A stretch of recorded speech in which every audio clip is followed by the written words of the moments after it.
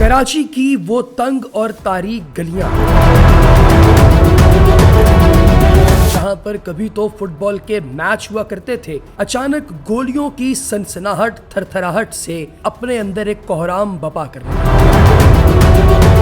ایک طرف تو ڈیفنس اور کلفٹن کی روشنیاں تھیں اور دوسری طرف جینا برج کے اس پار ایک الگ ہی دنیا جسے لیاری کہا جاتا ہے۔ یہ کہانی جو آج میں آپ کے گوش گزار کرنے والا ہوں، یہ ایک ایسے کردار کی ہے دوستو جسے آپ اور میں عزیر بلوچ کے نام سے جانتے ہیں۔ ایک ایسا نوجوان جو پڑھا لکھا تھا، جس کے ہاتھ میں قلم اور پاؤں میں فٹ بال ہونا چاہیے تھا، مگر حالات نے اسے انسانی سروں سے فٹ بال کھیلنے پر مجبور کر دیا۔ کچھ کے لیے وہ مسیحا تھا جو غریبوں میں راشن بانٹتا، تو کچھ کے لیے وہ درندہ جس کے نام سے پورا ملک کانپتا تھا۔ یہ داستان ہے عزیر جان بلوچ کی، جس نے انتقام کی آگ میں جل کر لیاری کے تخت تک کا سفر طے کیا۔ عزیر علی 10 اکتوبر 1977 کو لیاری کے علاقے سنگولین میں پیدا ہوا۔ اس کے والد فیض محمد، جنہیں علاقے میں ماما فیضو کہا جاتا تھا، ایک کامیاب ٹرانسپورٹر تھے۔ عزیر کا بچپن عام بچوں جیسا تھا۔ وہ کبوتر بازی کا شوقین تھا اور اپنے والد کا لاڈلا تھا۔ میٹرک کے بعد اس نے وارڈ بوائے کی نوکری کی اور سیاست میں بھی قدم رکھنے کی کوشش کی، مگر قسمت کو کچھ اور ہی منظور تھا۔ جنوری 2003 کی وہ منحوس دوپہر، ماما فیضو اپنے دفتر کے باہر بیٹھے تھے کہ اچانک ارشد پپو اپنے ساتھیوں کے ساتھ نمودار ہوا۔ عزیر کی آنکھوں کے سامنے اس کے باپ کو اغوا کر لیا گیا۔ بھاری تاوان ادا کرنے کے باوجود ماما فیضو کی تشدد زدہ لاش بوری میں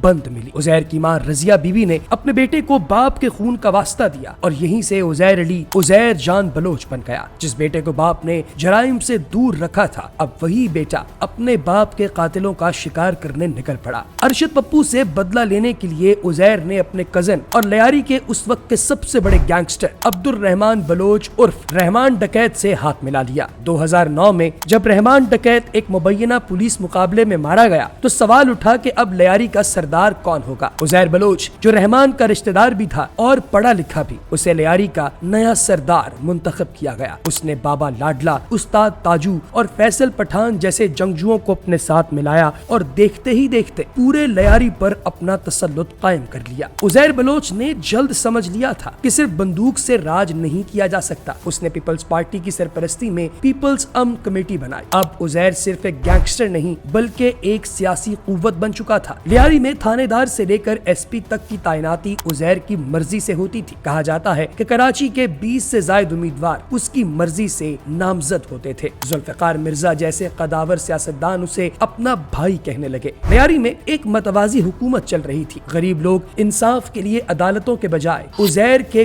گھر سردار ہاؤس جانے لگے۔ وہ ان کے لیے مسیحا تھا، لیکن اس مسیحائی کی قیمت بھتہ خوری، اغوا برائے تاوان اور منشیات کی تجارت سے ادا کی جا رہی تھی۔ مارچ 2013 میں عزیر بلوچ نے اپنے باپ کے قتل کا حساب برابر کیا۔ ارشد پپو کو اغوا کیا گیا اور پھر جو ہوا وہ انسانی تاریخ کا ایک سیاہ باب ہے۔ ایک ویڈیو وائرل ہوئی دوستو، جس میں دکھایا گیا کہ دشمنوں کے کٹے ہوئے سروں کے ساتھ فٹ بال کھیلا جا رہا ہے۔ اس واقعے نے عزیر بلوچ کو خوف کی وہ علامت بنا دیا جس کا سایہ پورے کراچی پر چھا گیا۔ ریاست نے جب کراچی آپریشن کا فیصلہ کیا تو عزیر کے گرد گھیرا تنگ ہونے لگا۔ وہ دبئی اور ایران فرار ہو گیا، لیکن جنوری 2016 میں رینجرز نے اسے کراچی کے قریب سے گرفتار کرنے کا دعویٰ کیا۔ اس پر JIT بنی، جس میں اس نے 198 قتل کرنے کا اعتراف کیا۔ اس پر ایرانی ایجنسیوں کے لیے جاسوسی کا الزام بھی لگا، جس کی پاداش میں فوجی عدالت نے اسے 12 سال قید کی سزا سنائی۔ حیرت انگیز بات یہ ہے کہ 61 سے زائد سنگین مقدمات ہونے کے باوجود عزیر بلوچ اب تک 40 سے زائد کیسز میں بری ہو چکا ہے۔ وجہ